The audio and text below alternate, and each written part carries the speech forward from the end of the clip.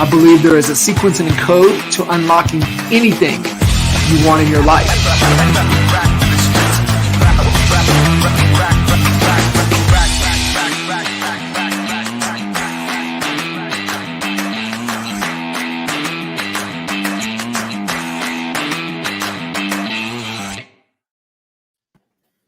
What's happening?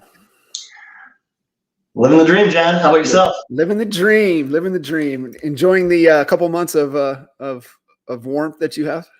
Yeah, we're getting right before snow to fly, and this is time to make a move right now, right before winter. It is, and yeah, I don't know how you do it. It's you get used to it. You appreciate the seasons up in Minnesota, and yeah, I mean, I couldn't. I don't know if I could. I don't know if I could appreciate the cold and shoveling snow. Oh man, it's good. It's good. You always you look forward to the next season. I mean, that's what it's all about. Well, man, appreciate you jumping on here, hanging out. Gonna drop some nuggets.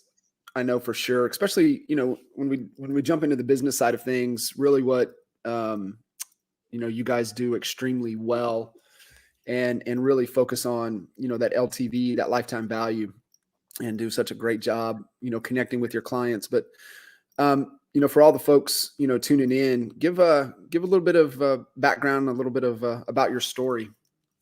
Cool. Yeah. So, we're up here in southern Minnesota, the warm part of Minnesota. I don't know. That's not true. There is no warm part of Minnesota. It's good. Yeah. So my business partner and I, Dan Kingsley, started the team that we have, the Realty Edge team, back in 2011. We both got into business in 08 and 09. We just worked well together, and we realized that we both work hard, and so we're like, let's just join forces. Yeah, tell the story how you guys met. It's definitely a fun story. So I guess the story that how we met was the story of how I got into real estate. I moved down here to Rochester, Minnesota, from the northern border of Minnesota, the Canadian border on the Minnesota side, and I didn't know anybody, and I just graduated college, and it was 09. And I wanted to be a stockbroker, and nobody was hiring. Finance world was really not doing well. But I kept reading books, and I wanted to get in real estate investments. And the book said, go buy an apartment building. And so I'm like, oh, let's go buy an apartment building. I'm just out of college. I can do it. Figure it out. Yeah, I'll figure it out. Contract for deed, all this stuff. And so I saw a sign, and I didn't know anybody in Rochester besides my girlfriend at the time, was now my wife. But I saw a sign, and it ended up being just for a condo in a complex, and I thought it was just an apartment complex and it was for sale. Well, it wasn't, but so it was Dan Kingsley's sign. So I called him. I go, hey, I see you have an apartment complex for sale. I need to get a contract for deed. I don't have a job. That's what we do. And, you're that perfect meme, right? You're that perfect meme. HGTV, like, hey, we grow butterflies. We don't have any type of income, and we want this $1.2 million home. that was exactly it. And so he's like, "Oh, send me over the resume. I talked to a lot of people. I can probably help you get a job." Okay, so I sent him my resume. Next day, the broker calls me up. He goes, "Hey, you want to be a realtor?" I'm like, and at this point, I'd send out hundreds of resumes to financial institutions, and rejection. And I'm like, "You offer me a job?" He's like, "Yeah." I'm like, "All right, cool. Let's do it. What do you do?" I had no idea. He goes, "We sell houses." I'm like, "All right, well, if I'm going to sell something, it may as well be expensive." And he's like, "Yeah, go take your classes and come back and talk to me." And so went and took my classes, came back, talked to him. We're sitting in his office with the office manager, and Dan walked by. And I had never met Dan at this point, right? I talked to him on the phone one time. I'm like, "Dan, your buddy's in the office here." And they thought we were like buddies, right? And he stepped in the office. He's like, "Hi, nice to meet you." Right? Like, yeah, since you guys are already good buddies, we're gonna put you in the same office. Okay. And so that's really how it started. Yeah. The office the size of a closet. Yeah, one person can get out at a time. Yeah. Two people couldn't get up at the same time. That's funny. No, being able to, just by default, right? And that's how most people get into this business anyways. I mean, it's how I got into the business, right? By default. And so just stumbling along that, isn't it funny? Just how things happen. Yeah. It's just crazy. And the one thing, like, so, we've been in the same office since '09, right? But we've been running our team since like 2010. We formally started the LLC in 2011, right? And so that was, 11 years ago. And just from us working together, we realized how we could trust each other, right? And Dan's an Army Ranger, so he's a very trustworthy guy. And really that the whole relationship is built off of trust, right? That's the only reason why we're still working together today. Yeah. That's so critical, so important. And, I remember a little saying Dan Sullivan has about relationships is, I want a relationship that works, not a relationship that I have to work at. And, I mean, believe that, you have to be better. You have to pour into people. You have to uphold your end of the agreement, yet it's got to work.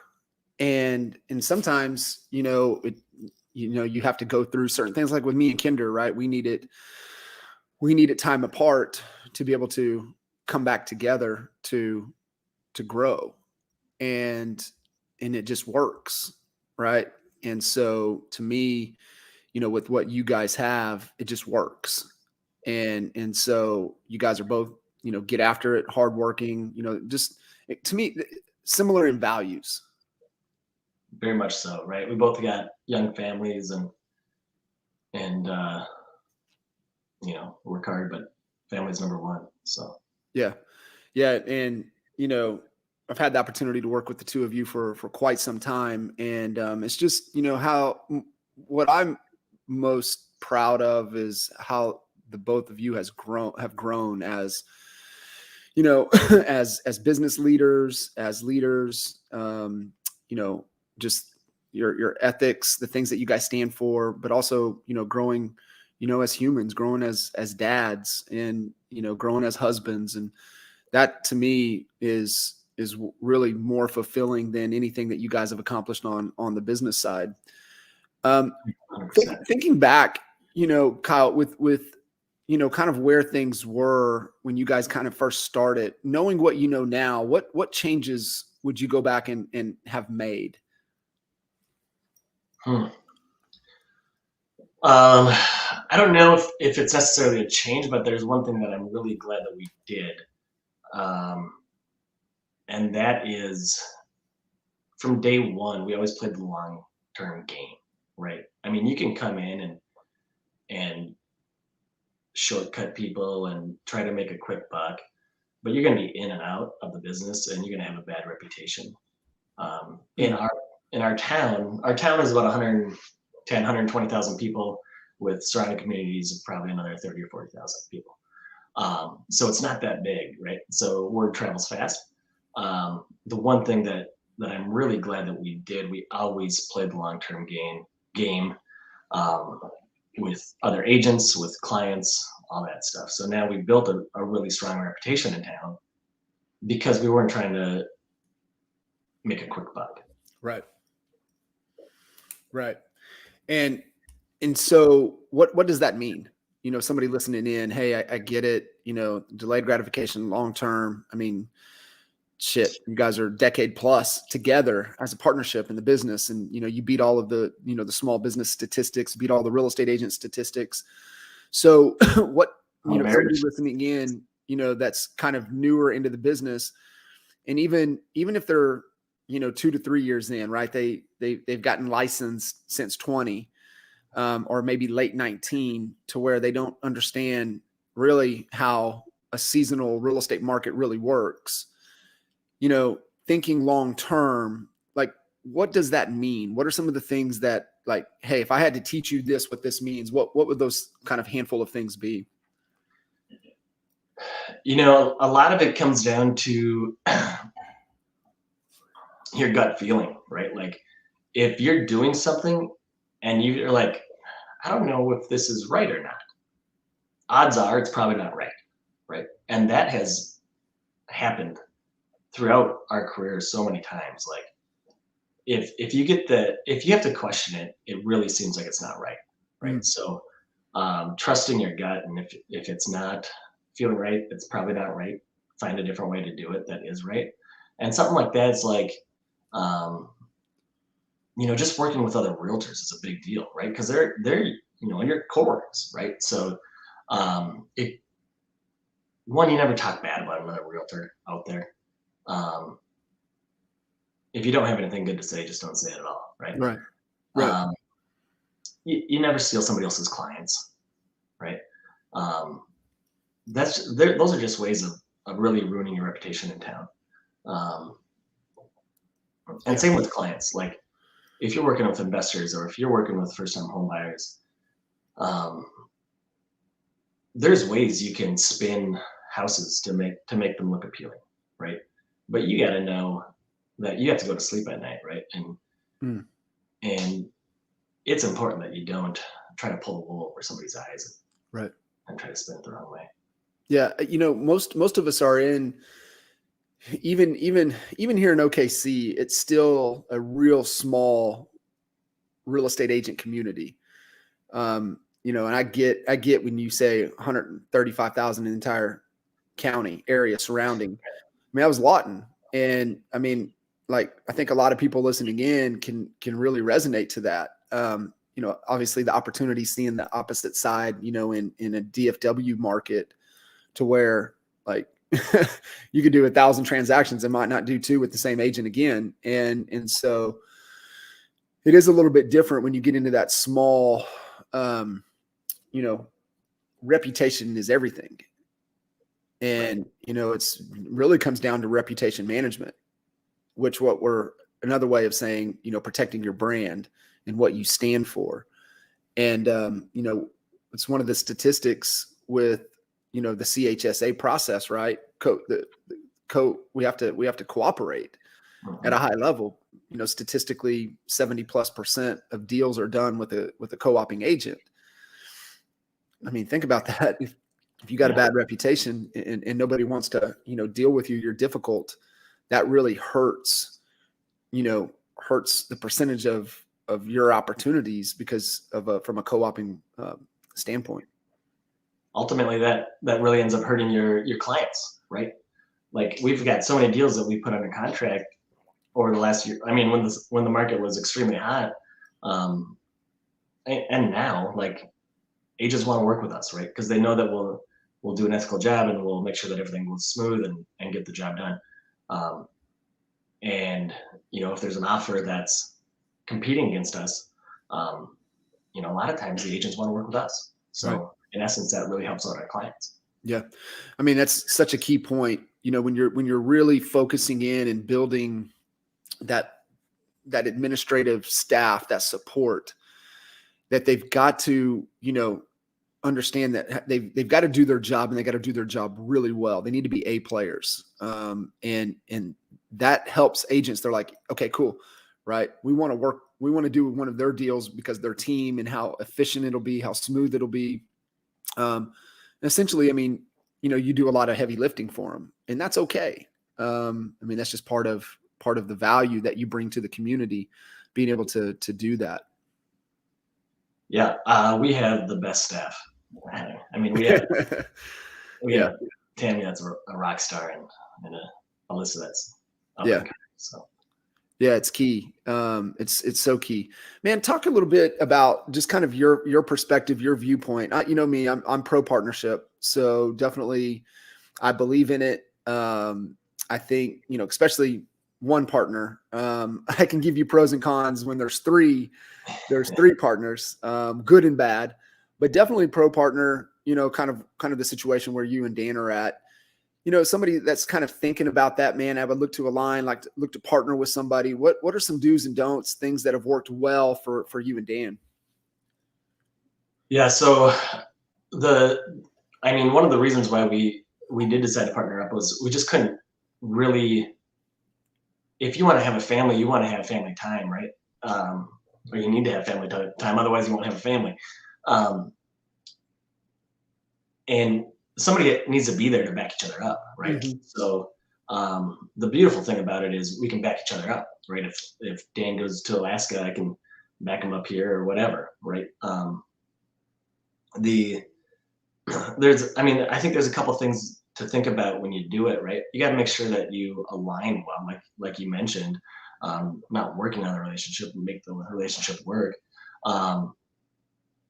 So we knew that we aligned well in terms of like work ethic and values, and then it's just a matter of setting it up correctly. So it's really funny how Dan and I work. So we're just on a straight partnership model with if one of us, we're both in production, right? So if one of us does a ton more production in a year, they get a bonus at the end of the year, right?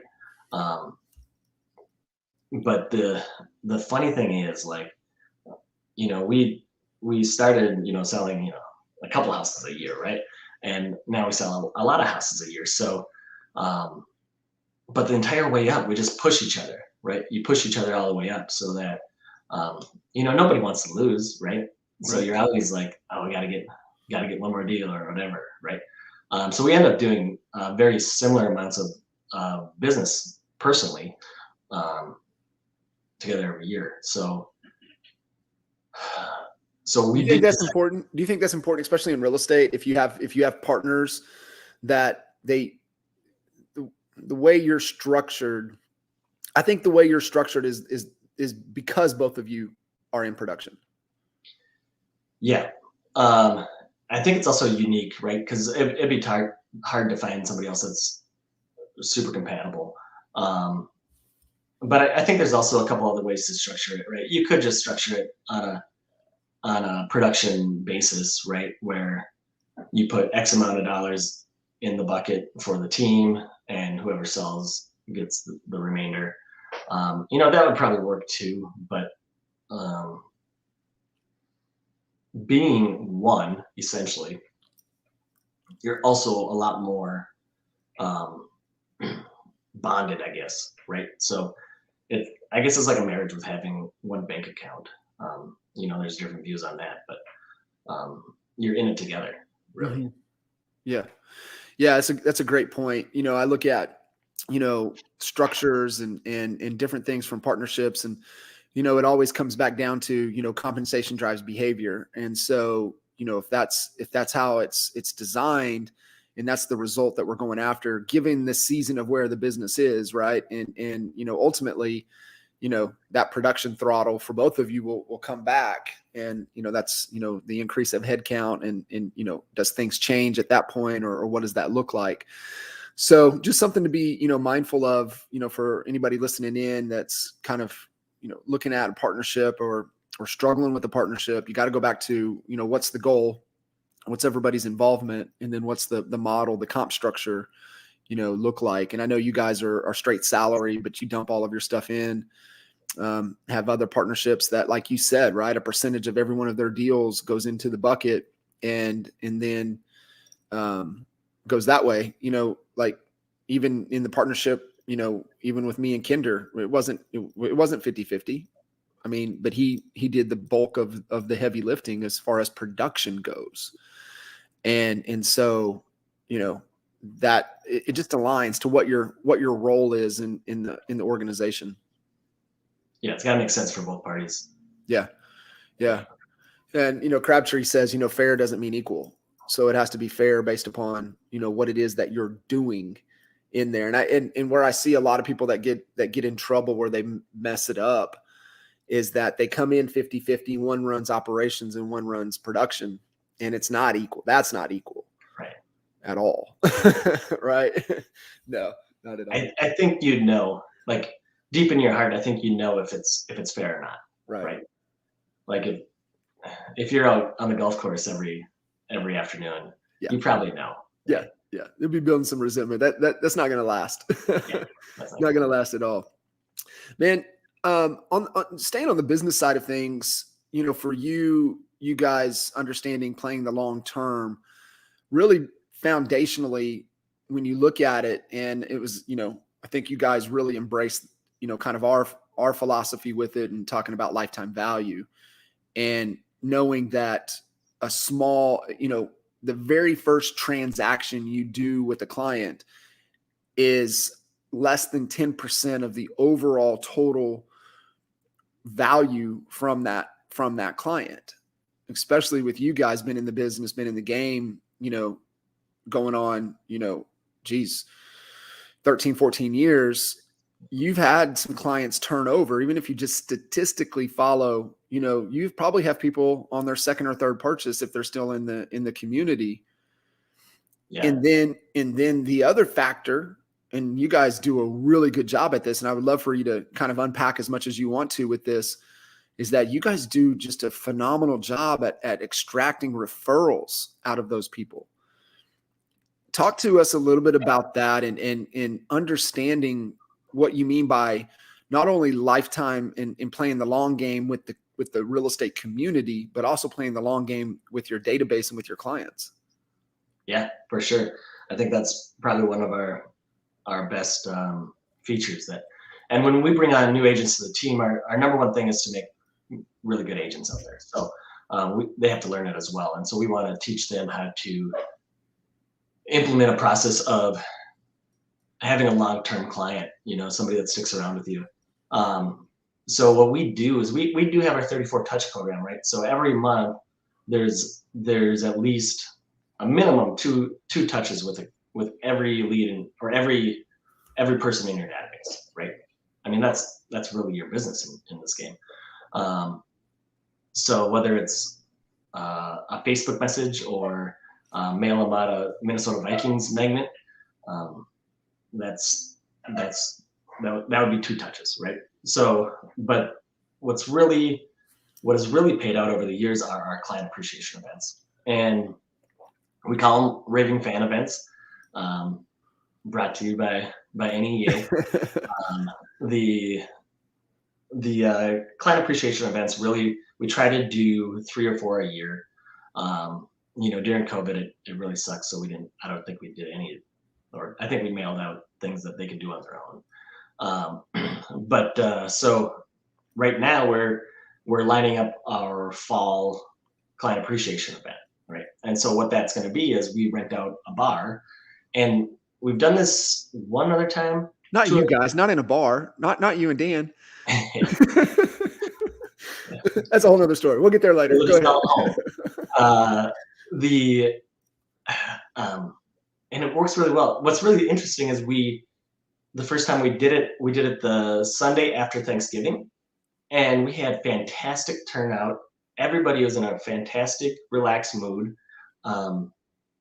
It just, that Sunday evening after Thanksgiving, I would tell everybody to have a client appreciation event that evening. So what we do is we just rent out the bar. We get a band to play some low-key music, cocktails and appetizers, food, and then people just network with each other. The team is out, talking to everybody. What's really fun is, this summer we rented out a deck at the baseball game. Right. This past summer. Yeah. Talk a little bit about that and what went into it, and then the turnout, how it went, and then what's happened since. Yeah. So in Rochester, there's a minor league baseball team, and you can rent out the deck that then they'll have access to. It's like a private deck. You have access to food and tap beer and wine and soft drinks and all that stuff. And the first year we did it, we did the smaller deck, which was 100 people, and it filled up in like 2 days, right? So now we do the 300-person deck, and it didn't fill up this year, but it was a perfect amount to be on the deck. But the big thing about all of the events that we do, it's all in that 34 touch program, right? So you got to touch every contact in your database, invite them to the event, right? It's not the event that really matters at all. It's touching them and inviting them, right? So talking to them. Yeah. But we get a ton of business just from people that are like, hey, we never went to any of your events, and we apologize for that, but we do appreciate the invite all the time. Can you come list my house and my neighbor's house, right? So it's really all about the invite. It's not about the event. Right. And you know, somebody thinking about that and they're like, well, man, you know, that sounds expensive. Like how does that investment in that, how do you guys go about, you know, investing towards that? And that's why you have to look at it, right? It's an investment. It's not an expense. Doing those client appreciation, getting the people that know you, like you, love you, trust you together. It's an investment. Yeah, it is not an expense at all, because I mean, it just pays tenfold with those relationships that you build. You know, like renting out the deck at the baseball game is probably about $3,500, right? Between renting it out, all the mailings and invites and all the follow up, it's probably about 3,500, $4,000, right? But building those relationships with people, like, it's like every time somebody comes in, like, and they, you know, we're like, bring somebody with, right? If you want to bring somebody with, bring somebody with. We're not super rigid on that kind of stuff, because we want people we don't know, right? We want to network with everybody. Yeah. And every time there's somebody there that's, hey, I got to sell my house, right? Or something like that. And it's really not about, granted, we're not going out there to solicit business, right? We're going out there to build relationships with people, because that's really our business, is building relationships. So, you know, we usually spend about $3,000 to $4,000 on an event. And, you know, if for Dan and I personally, about 90% of our business comes from past clients and referrals. And that's that, right? I mean, it's from past clients. Yeah. And it's, I mean, you guys run a, you know, you're able to run a highly profitable business when it's built around relationships. There is some unpredictability to it. Just, you know, everybody listening in, just be a little cautious. And one of the things that I think, you know, we found in your market, especially, right? Because it gets damn cold up there. Yeah. That there's a typical where you see that influx of the referrals come in at a certain time of the year. And so understanding the seasonality of it. And I think, you know, when we uncovered that, it allowed to be a little more strategic in the other months to do other things, because we know that this is what's going to happen. And so I think just understanding, knowing your market, knowing the seasonality, but really building a value-based, long-term business and always doing the right thing is key. I mean, that's what it's all about. That's what you want to build your business on, you know. But yeah, so when the market slows down, we do have to, you know, pay for marketing ads, right, and lead generation and all that stuff, because, like you said, like, it's not consistent. Referrals are not consistent. When it rains, it pours, right? And sometimes it doesn't rain. So yeah. So that's you have to have, you know, different sources that are layered in there too. Man, talk to me a little bit too about, you know, I know you've kind of leaned in on the investment side of things and you know, have explored that, you know, even the recharge and getaway, you know, your cabin and being able to do that. How important has that been for you? And also, you know, for especially your young family to be able to have that and create that space. Yeah, I think ultimately that's, if you're gonna have a young family, you need to have a place to spend time with them, right? And you need to spend time with them, right? And want to go spend time. So, you know, one of the things I did when I was younger was I bought a cabin, right? Because we had one small child at the time, and I'm like, if I'm gonna work this hard, I need a place for her to grow up, right? And so now we have that, and we can go there on the weekends and hang out. And I would totally do it again. Like, when I bought it, like, I couldn't afford it. Like, I just had, but I did. It was risky and it paid off. But I think it's very important for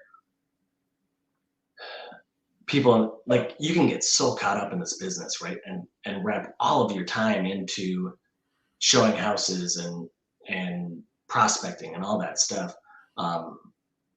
that if you have a family, you can't, right? So you got a time block. You got to make sure that it's on the calendar. And then the number one thing you got to do is protect your time with your family. And you got to get out there to a place where not everybody's going to bother you. Mm-hmm. Yeah. It's it's putting yourself into an environment that allow for those moments to happen, and create those experiences. It's absolutely critical. It's one of, a few things that I wish we would have done a better job of. And it's something, been trying to create some awareness around with everybody is, you have to structure things to lower your stress, and changing scenery, changing environment is one of those things that will bring that stress level down. And it's one of the things I've noticed really well with what you and Dan do is that you escape and put yourself in a situation to where the stress levels will come down. And I think it's different for everybody, right? Wherever you connect. For me, it's water, right? You put me around any type of water, that's just, everything melts away. And, when I know that you guys are going to the cabins and you're getting away, or Dan's going on a solo adventure in the middle of nowhere, I know what's happening, and I know what will come of that. And it's so important for people to understand is that if you want to perform at the highest levels, and I believe everybody does, right? They want to be the best versions of themselves. They just are not quite sure of how to do that. And one is escape to an environment that allows you to be stress-free. And do you find that when you're there? For the most part, right? I mean, not always. There's always things that come up, but yeah, it's an opportunity to get away. Like my cabin's 20 minutes away, right? So it's not very far away, but it puts you in a different mindset, right? It's on the water, and you get an opportunity to reflect on things, right? And that's really, really important. The one thing to consider is that it never happens just out of the blue, right? You have to be intentional about it. Otherwise, it's not going to happen. I love that. Yeah. And I'm, just making me kind of pause and reflect. We weren't intentional about that. And I think that's the lesson that comes back to, what is the goal? What is the real freedom? What is the real exit strategy for you? What is that? And we missed that mark. We really did. And, we were more coming from a competitive side of things and not working towards our freedom. Yeah, I think, I mean, when I was a new agent and selling all these little foreclosures that were $30,000 a piece, and the only way you could put an offer was by doing it online, right? And I remember sitting in my office looking out in the parking lot, and there was a guy that's like 80 years old walking in a purchase agreement, handwritten purchase agreement to me on an offer that you had put in online. And he could hardly walk, right? And I remember saying, like, there is no way that's going to be me, right? And so then you intentionally think about, well, how do you adjust to make sure that's not you, right? For me, it was buying rental properties, right? That's not my today's money. That's my tomorrow's money, right? All of my rental properties go into my rental account, and I don't pull out any money from it. In fact, every once in a while I have to pay in when stuff goes wrong, right? Oh, I know how that works. But I know when my youngest son graduates from high school, all those are going to be paid off, and I'm going to be free to do what I want. Yeah, it is. It's always, starting with the end in mind. I mean, you know my philosophy on it, right? I don't, commit and figure it out. You figure out what you want and you design it the way you want it. And I think that's the cool thing with what you guys have done with your business, what you and Dan have done. And, Stace and Reedy are modeling the same, right? You guys are really similar and their exit strategy is in real estate. And they're just gobbling up as much damn real estate as they can. And they use their real estate business as the engine that creates those opportunities. And I wish more agents would think that way, that would think, I don't want to be the 83-year-old shuffling in on a $80,000 house. Right. And I don't believe anybody wants that. You don't, but like, that's all playing the long-term game, right? So you gotta think about it on the front end. And it's not all about commission splits and how do I make a quick buck? Right. How do you design it? Yeah. Yeah. I think it, to where, really allows, you the most happiness. It's just one of the things that I've been really, dialed in on here this year, working with Coach, and just really, where is that uniqueness? Where is that zone for you that allows you to do what you're the best in the world at, that also gives you the most fulfillment and allows your happy for you to be genuinely happy and excited about what you do on a daily basis? Like a place? That'd be the pontoon, right? Pontoon. Yeah. Out on the water.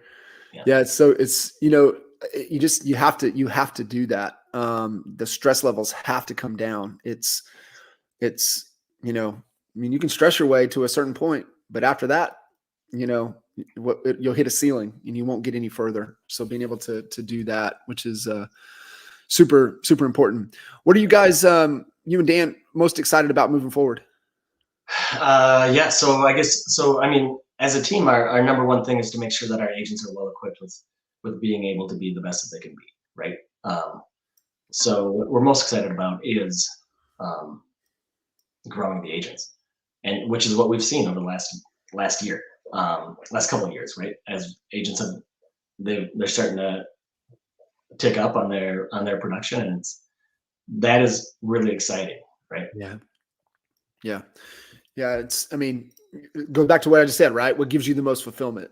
And, even like for me, from the coaching angle and being able to, pour in and see transformation is what gives me the most fulfillment. And I think, you and Dan are pretty similar as well, being able to see the growth in, those that are believing, that want to come in and really make a career long-term out of this opportunity. And, I just kind of thought about this. So, that the whole plus, minus, and equal concept. And I think, you guys have really embraced that. And, the plus is, who's the mentor, who's, who are you, learning, who are you striving, who are you modeling after? I think you guys have some really good pluses, that you guys, look to and model after. The minus is the people that, you're a few steps ahead of them and you're able to, lift them up. You're able to pour into them. And I've seen that with your team. And then the equal is that somebody riding right beside you that's pushing you to be better each and every day. And, you and Dan have that. And I think that's important when you find, especially if you go with the partnership route, is that you find that equal that's going to push you to be the best version. Kinder and I had it, right? We pushed each other daily to be better. And you and Dan do the same thing. Yep. Amen. Yep. You're in our plus column. Well, it's definitely been an honor to be in that role with you guys for as long. And so I know, it's one of those things, right? Just getting started. And it just feels like just kind of learning and growing and changing and lifting our business and our lives up, daily. How powerful it is. There's still a lot of runway left. A lot of runway. Very cool, brother. I appreciate you, man, jumping in, hanging out, adding a ton of value. And, we're going to keep rocking, and we're going to keep running down that runway. Awesome. The team and myself greatly appreciate you as well. Thank you, John. Thanks, brother. We'll see you. Peace.